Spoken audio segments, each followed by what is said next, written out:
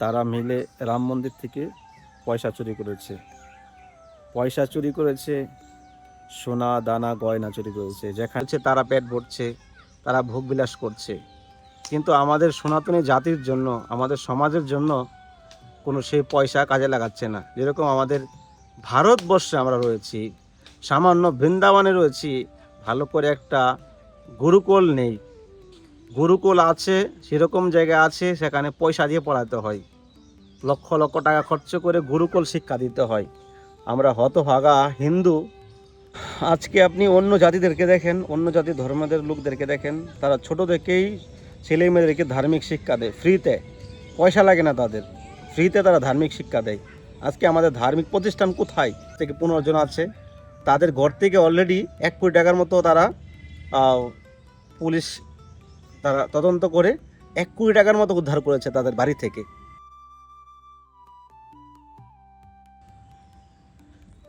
রাধে শ্যাম।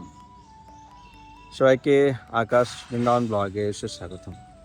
আশা করি সবাই ভালো আছেন, সুস্থ আছেন। আজকে একটা নিউজ কদিন ধরে চোখে পড়ছিল, ভাবছিলাম ভিডিও বানাবো বিষয়টা নিয়ে, কিন্তু সময় আর হয়ে উঠছে না। তো আপনারা অনেকে হয়তো জানেন না যে আমাদের সনাতনীদের আস্থার জায়গা, বিশ্বাসের জায়গা কোথায়, সেটা হলো মন্দির। কিন্তু সে মন্দিরের মধ্যে যদি বিশ্বাস নষ্ট হয়ে যায়, তাহলে আমাদের প্রত্যেকটা সনাতনীদের মনের মধ্যে আঘাত লাগবে, কষ্ট হবে। সেই ঘটনাই কিন্তু ঘটেছে ইতিমধ্যে। আমরা বৃন্দাবন নিয়ে কথা বলছি না, অযোধ্যা নিয়ে কথা বলছি। যখন থেকে রাম মন্দির শুরু হচ্ছিল, রাম মন্দির শিলা নিয়ে প্রতিষ্ঠান হচ্ছিল, মানে যখন মন্দির তৈরি হবে তখন শিলা প্রতিষ্ঠান হয়েছিল। তারপর রাম মন্দির উদ্বোধন হলো, আমাদের মোদিজি গেল, লক্ষ লক্ষ কোটি কোটি মানুষের আস্থা ছিল। কিন্তু আজ পর্যন্ত লক্ষ লক্ষ কোটি কোটি লোক রাম মন্দিরের উদ্দেশ্য করে ডোনেশন করেছে।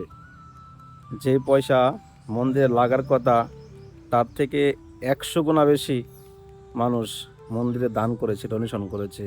কেউ সোনা, কেউ রূপা, কেউ অর্থ, কেউ ডায়মন্ড, মানে যেভাবে মানুষ পেরেছে সেভাবে মানুষে দান করেছে। তো আমরা একটা জিনিস আমি দেখি যে প্রায় 2 বছর ধরে আমি একটা মন্দির করার জন্য প্রয়াস করছি বৃন্দাবন ধামে। বেশি না, অল্প কিছু অ্যামাউন্ট হলে আমরা একটা মন্দির করতে পারি, কিন্তু সেখানে শুধু গালাগালি। 1 বছর তো গালাগালি শুনলাম, তারপর লোকের নিন্দা, লোকের নানান রকমের কটূক্তি, কত কথা শুনতে হয়েছে। তো কারো কাছ থেকে কোনো সাপোর্ট পাইনি, কোনো সহযোগিতা পাইনি। হয়তো টুকটাক কিছু লোক সাপোর্ট করেছিল, কিন্তু এই টুকটাক লোকের তো আর হয় না। যেমন যেমন রাম মন্দির হলো একটা আমাদের সনাতনীদের আস্থা, যেখানে 500 বছরের প্রতীক্ষা ছিল, যেখানে মুসলমানরা আক্রমণ করে সে মন্দিরের জায়গায় তারা মসজিদ বানিয়ে রেখেছিল, সে জায়গা দখল করে রেখেছিল, বাবরি মসজিদ বানিয়েছিল। সেটা আমাদের সনাতনীরা কালের পর কাল, বছরের পর বছর প্রচেষ্টা চেষ্টা করে কত মায়ের কুল খালি হয়েছে। তারপর রাম মন্দির উদ্বোধন হলো, রাম মন্দির হলো আমাদের যোগী মোদির আমলে। তো সেই আস্থার জায়গাতে মানুষে এই পর্যন্ত রাম মন্দিরে কত টাকা এসেছে আর মন্দিরে কত পয়সা খরচ হয়েছে। শ্রীরাম জন্মভূমি তীর্থক্ষেত্র ট্রাস্টের হিসাব অনুযায়ী 2020 সাল থেকে এ পর্যন্ত রাম মন্দিরে মোট 4,575 কোটি টাকারও বেশি অনুদান এসেছে।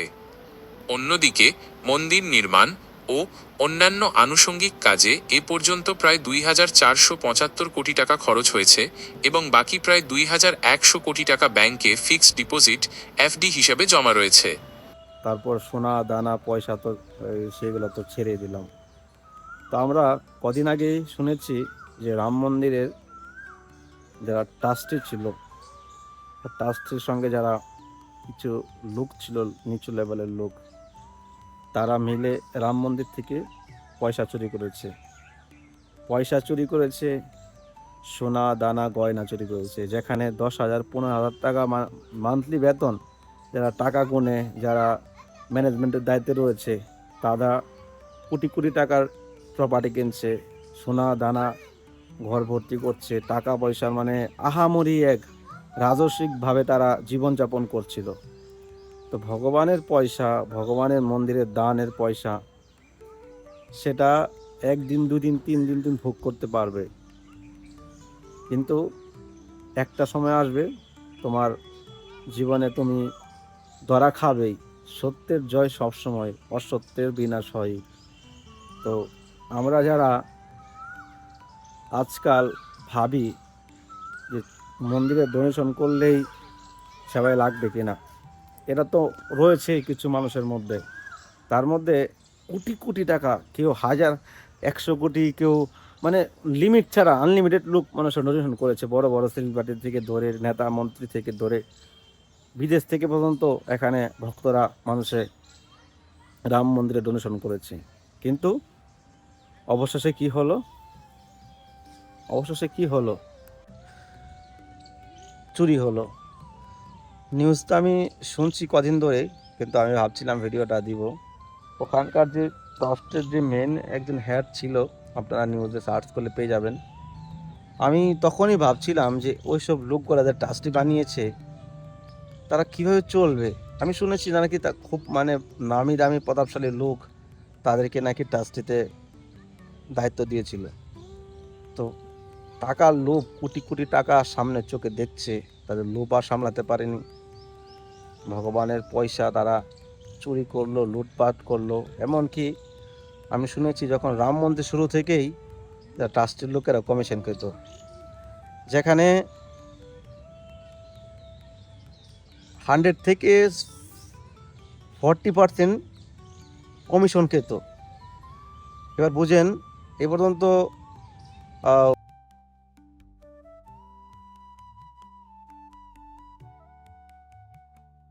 কত পার্সেন্ট শুধু কমিশনই খেয়েছে এই ট্রাস্টের লোকেরা।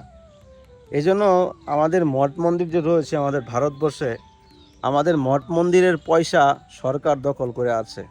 যেখানে বড় বড় মন্দির, যেখানে বড় বড় প্রতিষ্ঠান রয়েছে, ধার্মিক প্রতিষ্ঠান, ওখানে সরকারের আন্ডারে রয়েছে। এরকম লোক বসিয়ে রেখেছে যারা টাকা লুটে খাচ্ছে, কিন্তু খবর নেই, বলার কেউ নেই। কিন্তু ভগবানের চোখে তো আপনি ফাঁকি দিতে পারবেন না, 1 দিন 2 দিন 3 দিন, আপনি ভগবানকে ফাঁকি দিতে পারবেন না।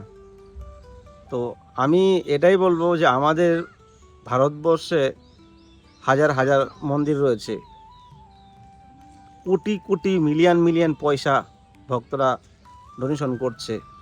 সেই পয়সাগুলো যাচ্ছে কোথায়? আপনার মন্দিরের দায়িত্ব যারা রয়েছে তারা পেট ভরছে, তারা ভোগবিলাস করছে, কিন্তু আমাদের সনাতনী জাতির জন্য, আমাদের সমাজের জন্য কোনো সেই পয়সা কাজে লাগাচ্ছে না। যেরকম আমাদের ভারতবর্ষে আমরা রয়েছি, সামান্য বৃন্দাবনে রয়েছি, ভালো করে একটা গুরুকুল নেই। গুরুকুল আছে, সেরকম জায়গা আছে, সেখানে পয়সা দিয়ে পড়াতে হয়, লক্ষ লক্ষ টাকা খরচ করে গুরুকুল শিক্ষা দিতে হয়। আমরা হতভাগা হিন্দু, আমাদের একটা ধার্মিক স্কুল নেই, একটা গুরুকুল শিক্ষা নেই, আর সেখানে কোটি কোটি টাকা মন্দিরে ডোনেশন আসছে। সেই টাকা দিয়ে মানুষের চুরি করে ভোগ বিলাস করছে। আর না সরকার আওয়াজ ওঠাতে পারে, না সাধারণ পাবলিক আওয়াজ ওঠাতে পারে। সাধারণ পাবলিক আওয়াজ ওঠায় কি হবে? আর আওয়াজ ওঠাতে হবে সবার। সবাই যদি আওয়াজ ওঠায়, তো সরকার কেন, আরও লোকেরাই সেটা মানতে বাধ্য হবে। তো আমাদের ভারতবর্ষের সমস্ত মন্দিরের একটা, যেরকম আমাদের দেবকীনন্দন মহারাজজি রয়েছেন, উনিও বলেছেন আমাদের একটা সনাতন ভোট করার দরকার, যেখানে সনাতনীদের আন্ডারে সমস্ত মন্দিরের দায়িত্ব থাকবে এবং সে অর্থ ধার্মিক কাজে লাগবে। যেরকম গরিব হিন্দু মেয়ে আছে, তাদেরকে বিয়ে দেওয়া থেকে ধরে, যেরকম গুরুকুল শিক্ষা বা কোনো সমাজের মধ্যে কোনো ধার্মিকভাবে যদি কেউ দুর্বলতা থাকে, তাকে ধার্মিকভাবে গড়ে তোলা, সেরকমভাবে লোকের ব্যবস্থা করা, সেরকমভাবে ম্যানেজমেন্ট করা। এটা যদি করে, তাহলে আমরা সনাতনীরা যে পয়সা ভগবানের মন্দিরে দেয় সেটা কাজে লাগবে। আর আমি এটাই বলবো যে কিছু লোক রয়েছে যারা তেলের মাথায় তেল ডালে, যেখানে কোটি কোটি টাকা আসছে, আপনার টাকার কোনো কয় নাম্বার সিরিয়ালে গিয়ে ব্যাংকের কোনায় পড়ে থাকবে না, কোন মন্দিরের দায়িত্ব সেই লোকেদের হাতে পড়ে সেই টাকা ভোগবিলাসে চলে যাবে, সেটা বিচার করবে না। না, ওখানেই আমি দান করব, ওই বড় মন্দিরে আমি দান করব, ওই মন্দিরে আমি ডোনেশন করব, আমি আর কোথাও যাব না। কিন্তু হতভাগা মানুষ, যে সাধারণ লোক যারা রয়েছে, যারা সাধারণ মন্দির, ছোটো মোটো মন্দির, ওখানে দান করলে পয়সা বেরোবে না, 1 টাকা 2 টাকা দান করবে। এমনকি আমি নিজের কথা আমি বলছি, আমার কোনো ভোগ বিলাসা, আমার কোনো লোভ লালসা নেই। হলে ভালো, না হলে আরও ভালো, মহারাজের কথা। আমরা সাধারণ লোক, আমাদের উদ্দেশ্য কী? আমাদের কাছে আর কয় টাকা মানুষের সেবার জন্য পাঠায়? 1000 টাকা 500 টাকা পাঠালে ও সেবায় লাগে। কিন্তু তার মধ্যে অনেকেই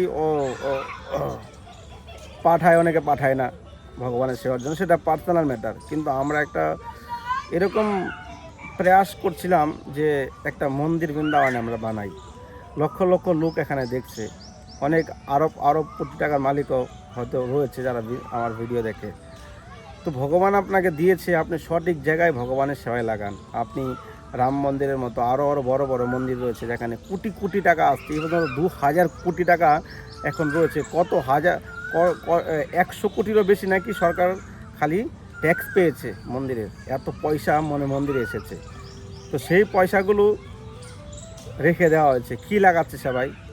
ভগবান রামচন্দ্র তো পয়সা সব কিছু মন্দিরের থেকে ব্যবস্থা পাচ্ছে, তারপরে কোটি কোটি টাকা স্টকে রেখেছে, কী সেবায় লাগাচ্ছে? কোনো কাজেই লাগছে না।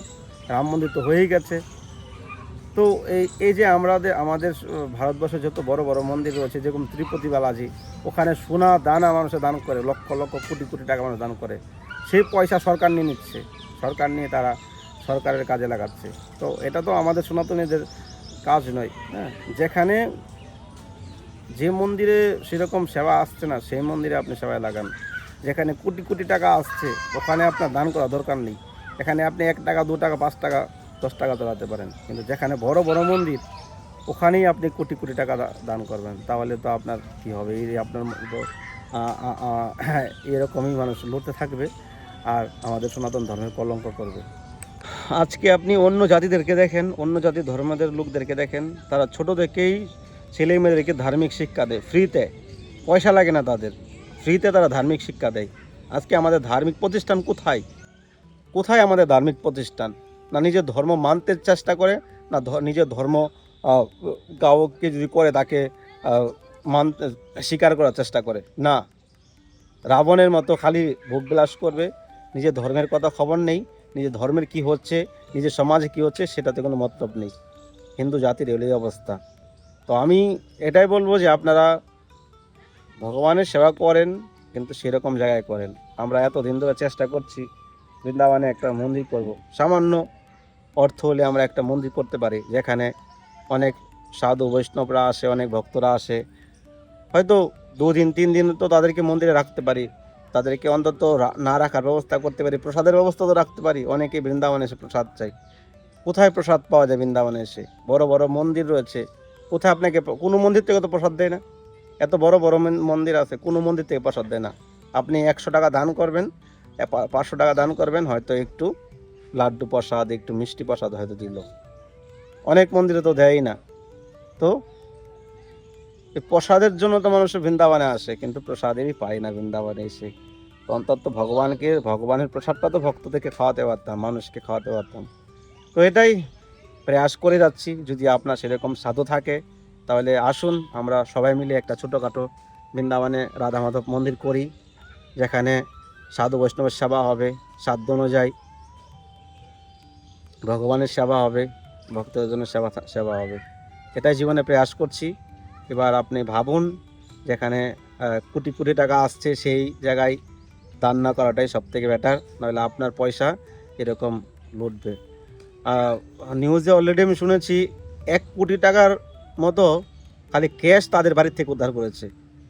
কমসে কম 45 জনের নামে কেস করা হয়েছে। তার মধ্যে মুখ্য যেই কজন ছিল 10 থেকে 15 জন আছে, তাদের ঘর থেকে অলরেডি 1 কোটি টাকার মতো তারা পুলিশ তারা তদন্ত করে 1 কোটি টাকার মতো উদ্ধার করেছে তাদের বাড়ি থেকে। বুঝেন, ক্যাশ পয়সা তাদের বা ঘর থেকে উদ্ধার করেছে। এবার কতটা নিচে নামতে পারলে এরকম হয়। তো এটাই বলার ছিল। আপনারা সনাতন ধর্মের মানুষ, আপনারা কল্যাণ, আপনাদের মঙ্গল কিভাবে হয় সেটার জন্য প্রয়াস করুন। ধর্মটাকে যদি আমরা এগিয়ে নিয়ে যাই, ধর্মের প্রচার যদি না করি, তাহলে আনেওয়ালা দিনে আমাদের খুব বুরা দিন আসবে। তো ভালো থাকেন সবাই, সুস্থ থাকেন। আবার রাম মন্দির যাবো কোনো দিন। ভগবান রামের তো দোষ নেই, যারা চুরি করেছে তাদের দোষ, তাদের লোভ, তাদের ম্যানেজমেন্টের ব্যবস্থা নেই। এটা তো বলার ভাষাও নেই। আমার আওয়াজ কত দূর যাবে আমি জানি না। তো ভালো থাকেন সবাই। আর যদি আমাদের রাধা মাধব মন্দিরের জন্য কেউ হেল্প করতে চান বা মন্দির করাতে সহযোগিতা করতে চান, তো স্ক্রিনে নাম্বারে কন্ট্যাক্ট করতে পারেন। ভালো থাকুন সবাই। রাধে শ্যাম, নিতাই গৌর হরি বল। সিয়াবার রামচন্দ্র ভগবান কি জয়।